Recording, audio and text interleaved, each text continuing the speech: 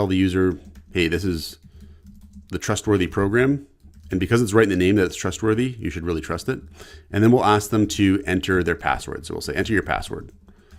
And then we'll scanf that password and we'll store it because Malloc expects the number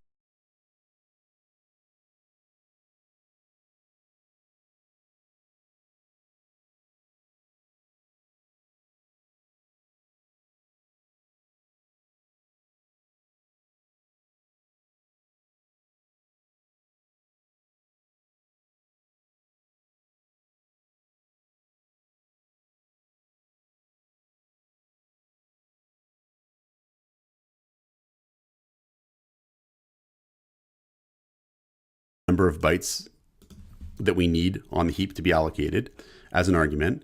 And this will then store 9-character password when we include the null terminator.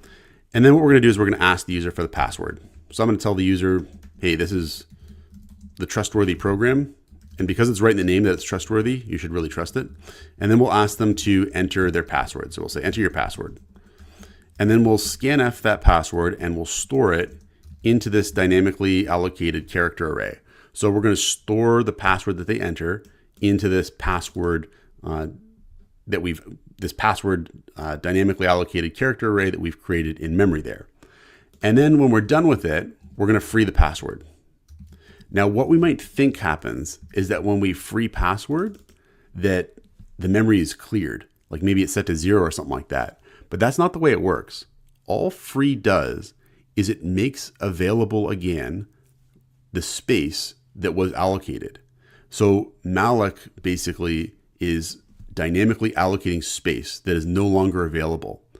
All free does is make that space available again so that it could be used as, as it could be returned actually as available space as part of another malloc or calloc or realloc function call. So it doesn't actually clear the space, it just makes it available again. That's all it does. So for example, let's say we have like another pointer here.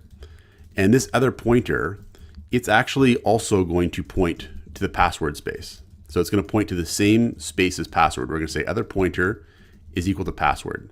Because remember, ultimately pointers, really all they are is memory addresses, right?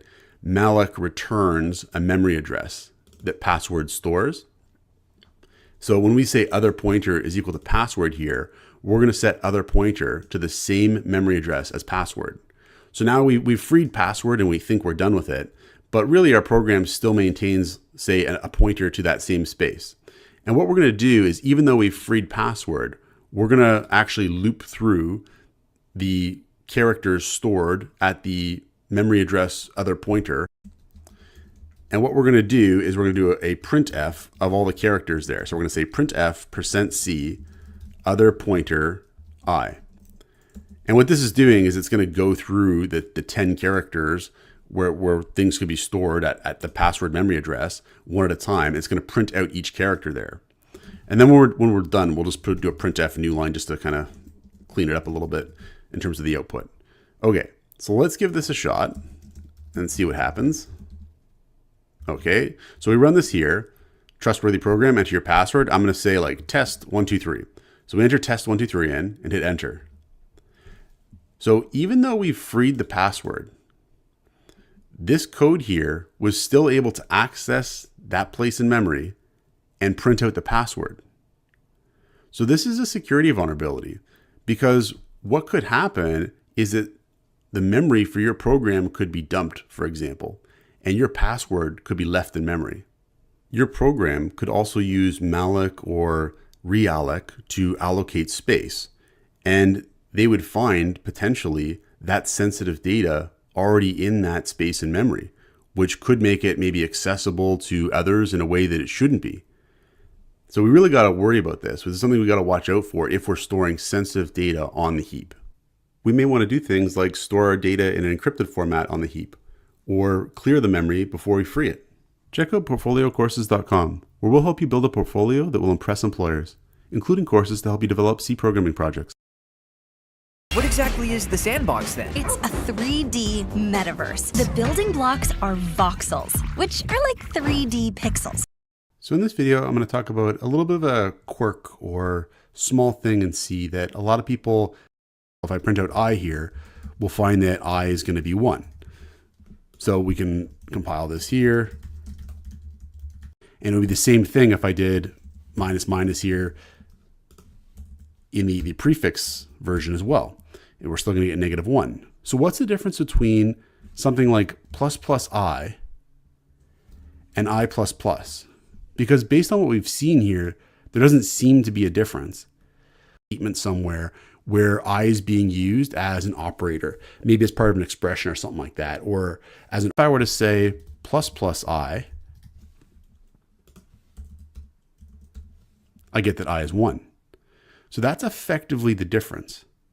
With the prefix version of the operator, what happens is that I is incremented first, and then the resulting value of I is used in the expression or used as an argument in the statement. If I say I plus plus, what happens is that I, with its current value, whatever it is currently, is first used in the expression or as an argument in the statement that it appears in. And then I is incremented afterwards. So if I were to do a printf of or plus plus I,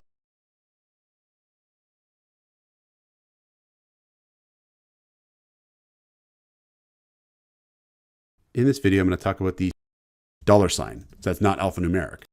And that would be an alphanumeric character. So we could test it with some other things as well. So we could say here, like,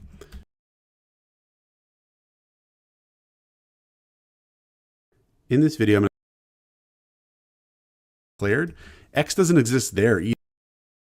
It has scope over all the functions in this file. They can all access Y. And we might call this file scope, or we increment by 1 again.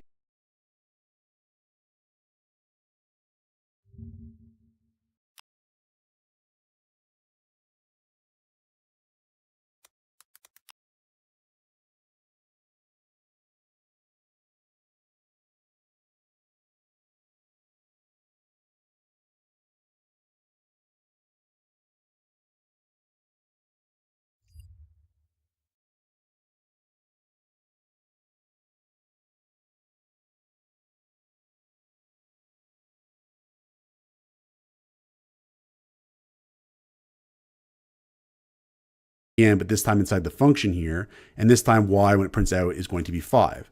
And so we can access and modify the variable as well. And this is what we call a global variable. We get Y3, and then we increment Y by 1, so it's going to be Y4.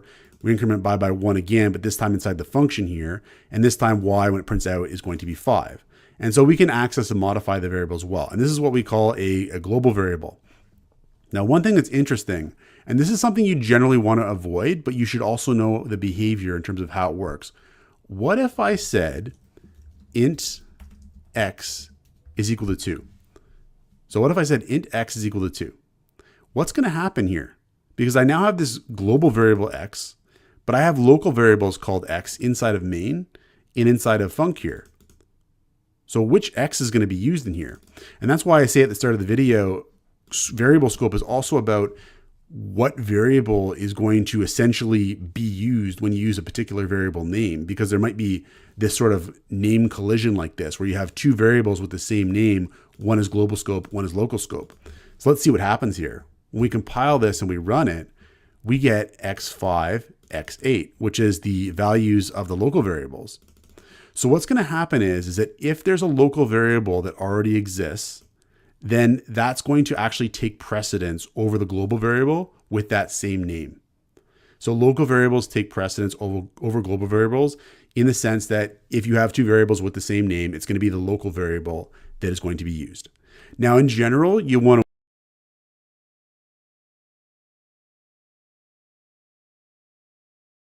and that's why I say at the start of the video, variable scope is also about what variable is going to essentially be used when you use a particular, but I have local variables called x inside of main and inside of func here. So which x is going to be used in here? And that's why I say at the start of the video, variable scope is also about what variable is going to essentially be used when you use a particular variable name, because there might be this sort of name collision like this, where you have two variables with the same name. One is global scope, one is local scope. So let's see what happens here. When we compile this and we run it, we get x5, x8, which is the values of the local variables. So what's going to happen is that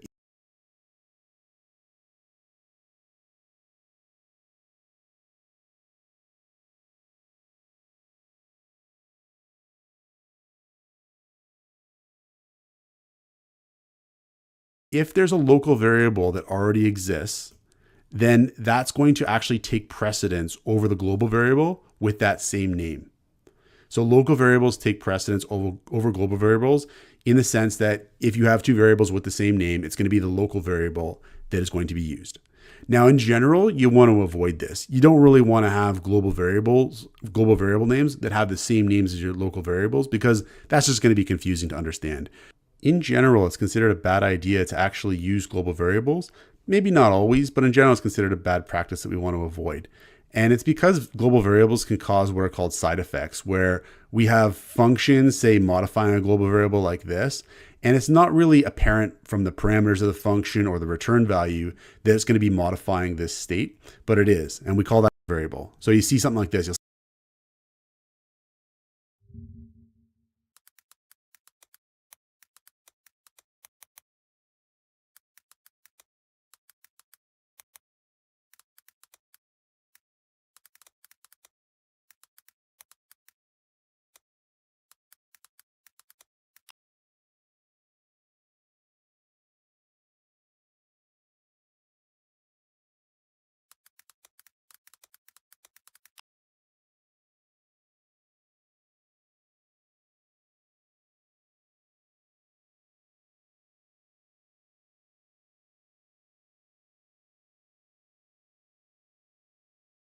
say for int I is equal to 0, I is less than 10, I++, and we do a printf of.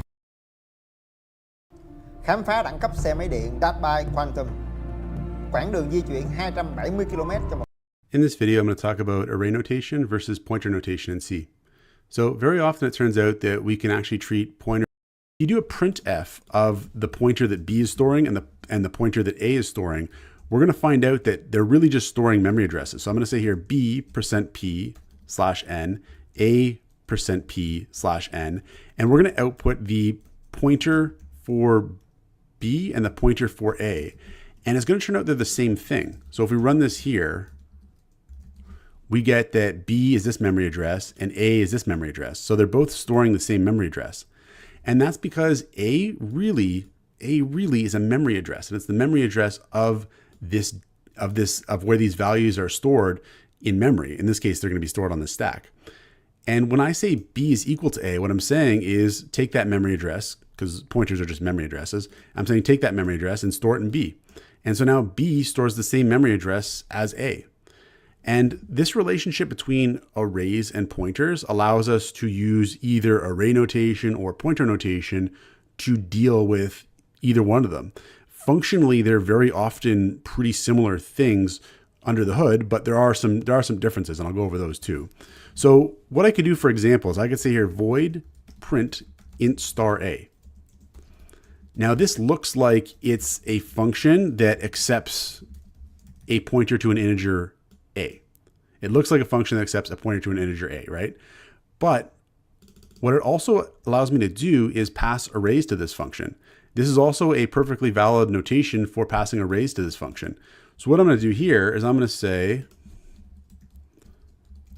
let's print out, and we're going to use array notation here. Let's print out A at 1 is equal to whatever it is. And we'll print out A at 1.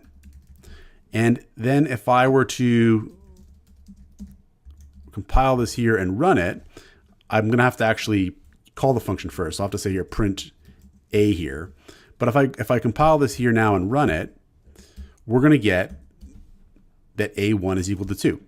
Now, how is this working that I'm passing an array to a function that accepts a pointer as a parameter, and then I'm accessing that pointer here that's a parameter as an array inside this function. How is that going? So what's happening here is that when we pass a to the print function, it decays to a pointer. And what we're really passing is the memory address to print.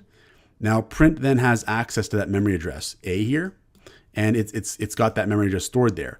And what I'm doing here when I say A1 is I'm basically just accessing the data at that memory address using array notation. And array notation, that's all that's really happening up here too. If I were to say up here like printf, and I said like, let's printf A1 here first, we'll say A1 is equal to %d/n output A1. The same thing is happening here. Like this is actually the same process as what's happening here, where what's really going on inside of C is that A represents a memory address to this data here. And when we say A1, we're basically saying, go get the value at this memory address over one integer. So like go over one, same process as what's happening here, where what's really going on inside of C is that A represents a memory address to this data here. And when we say A1, we're basically saying, go get the value at this memory address over one integer. So like go over one integer and get that data. Because in memory, it's stored like this, like 1, 2, 2, 3. And when we say like A1, we're saying like, okay, starting from this memory address, go get the data that's stored one slot over according to how large the slots for integers are. And it's going to go get 2 for us, and we output 2 there, right? And that's what's really going on there. So it's just kind of cool because we can use pointer notation with arrays very often. We can use array notation with pointers very often.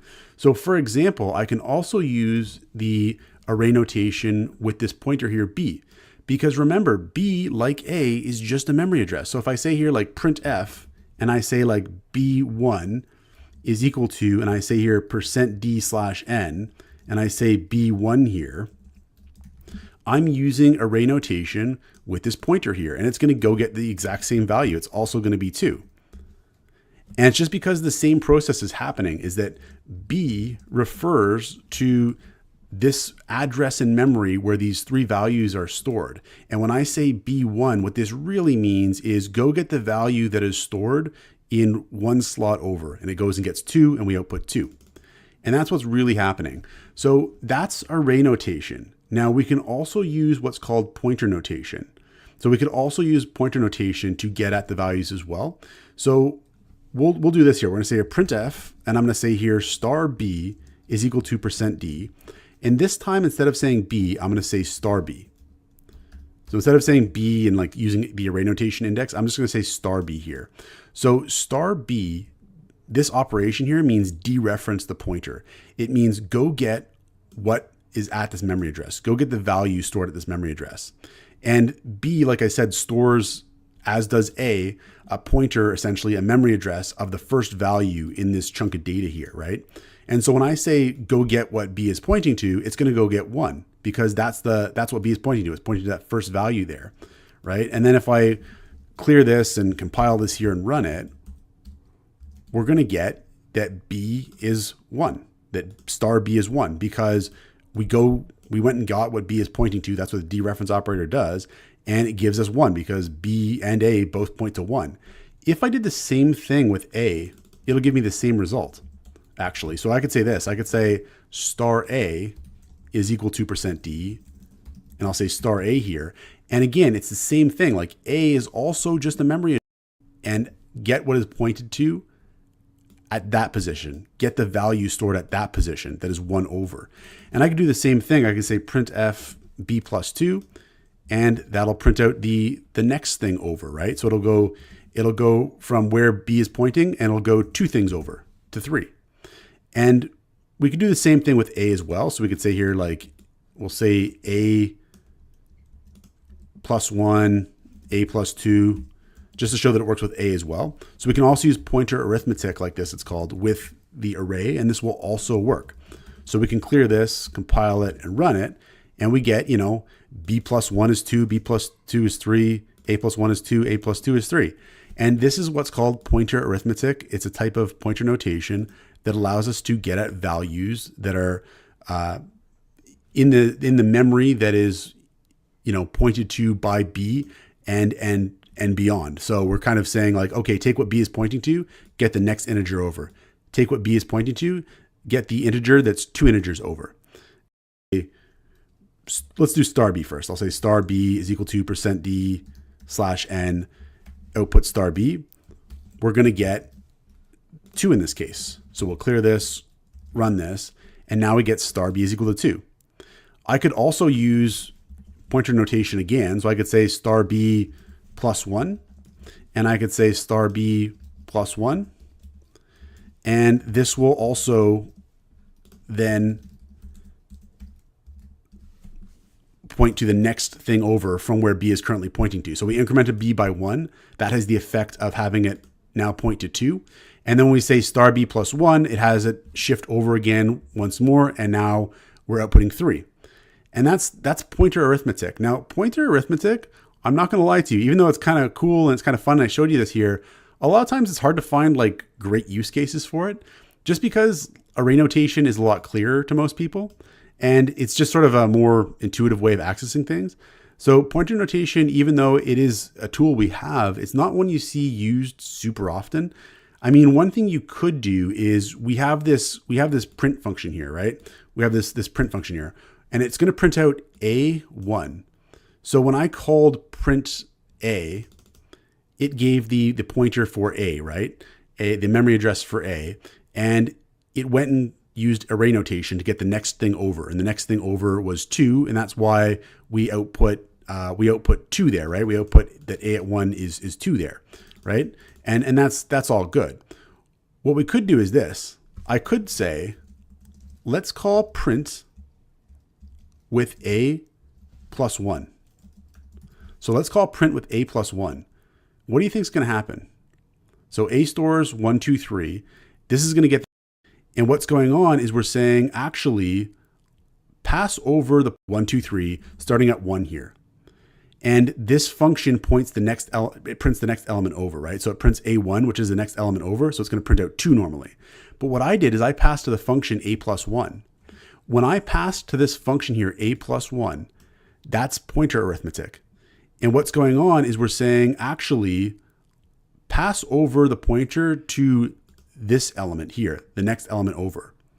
And then we go to print A1, array notation actually has us referring to 3 in this case, because it's kind of like we chopped off the first part of the array and we're now, and I might think this could all work because really including courses to help you develop C programming projects.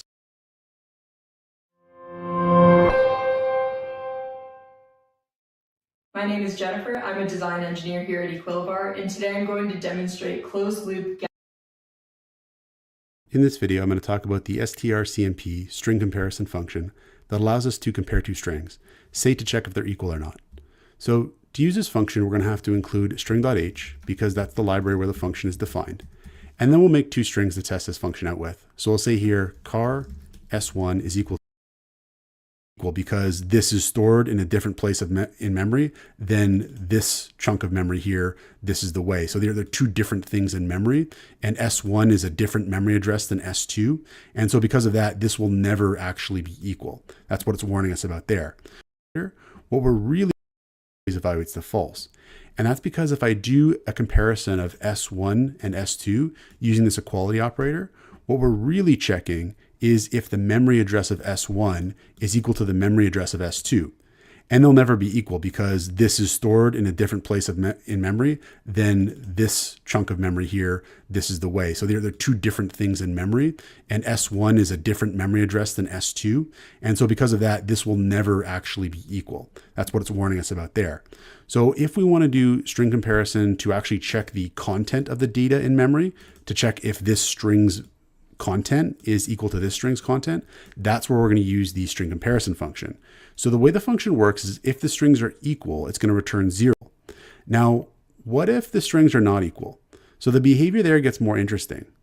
So if the first non-matching character has a lower ASCII value in S1 than S2, it's going to return less than 0, a number that's less than 0. If the first non-matching character has a higher ASCII value in S1 than S2, it's going to return a number greater than 0. Now, exactly which number it returns is actually not 100% defined. That's actually something that's specific to each compiler, but we know that we're going to get this behavior, that the return value is going to be less than 0 in this case and greater than 0 in this case. But what does it mean for the first non-matching character to have a lower or higher ASCII value? So when we say non-matching character, we mean that as the characters in each string are being compared one at a time, eventually you're going to have a potentially non-matching character. So maybe like this character here doesn't match this character here. And this is where you've got like a non-matching character, because at the same position in each string, the character doesn't match anymore. So if that's the case, we'd say we have a non-matching character. Now, if the strings are of unequal length, we're still going to have a non-matching character, because say this string is missing the period here. We're going to have a non-matching character at this point, because this string is going to have a period, whereas this string is going to be at its null terminator at that point. So even if the strings are of different length, you're still going to have a non-matching character. So what does it mean though?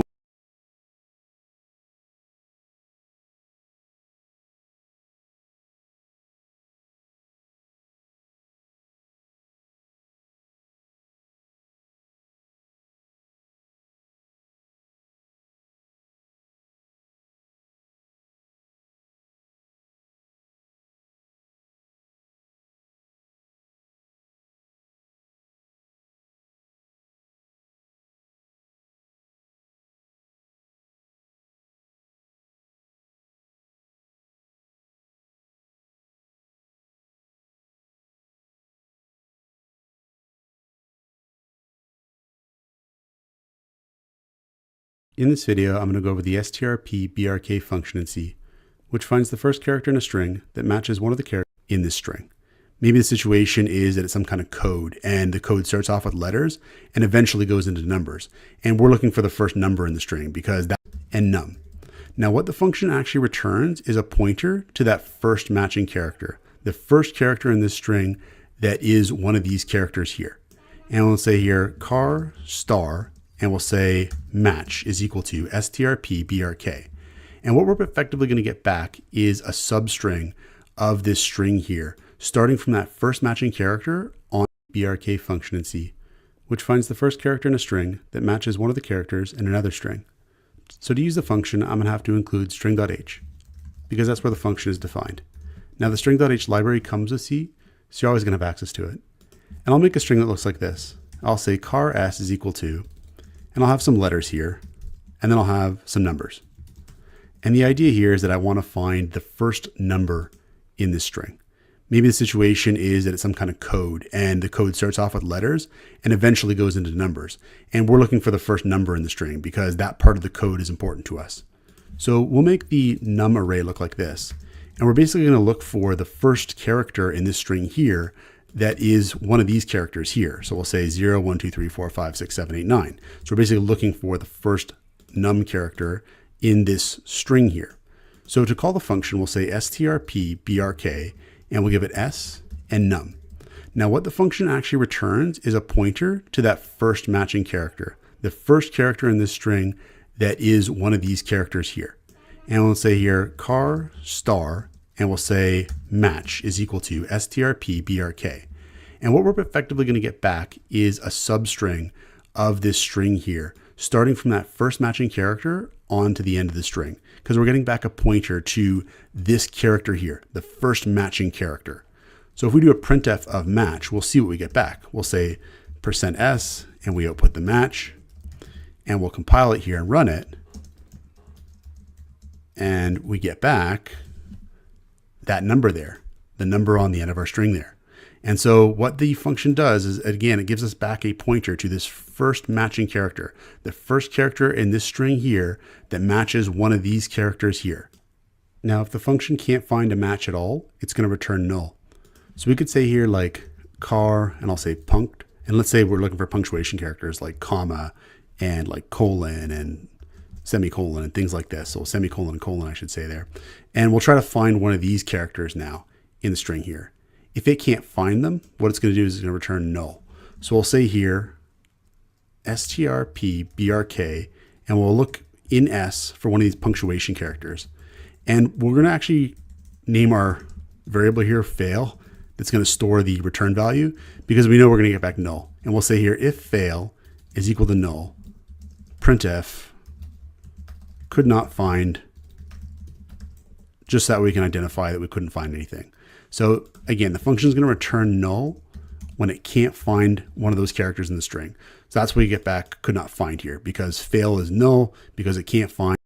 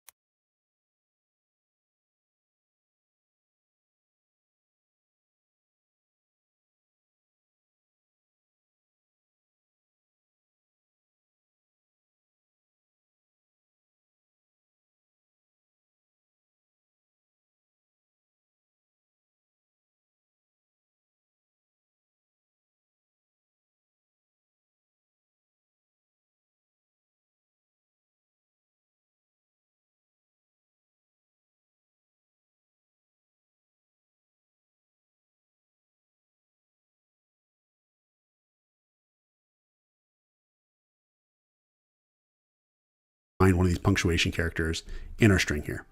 And so that is the compile it here and run it. And we get back that number there, the number on the end of our string there. And so what the function does is, again, it gives us back a pointer to this first matching character, the first character in this string here that matches one of these characters here. Now, if the function can't find a match at all, it's going to return null. So we could say here like car, and I'll say that number there, equal to strp_brk. And what we're effectively going to get back is a substring of this string here, starting from that first matching character on to the end of the string, because we're getting back a pointer to this character here, the first matching character. So if we do a printf of match, we'll see what we get back. We'll say %s, and we output the match, and we'll compile it here and run it. And we get back that number there, the number on the end of our string there. And so what the function does is, again, it gives us back a pointer to this first matching character, the first character in this string here that matches one of these characters here. Now, if the function can't find a match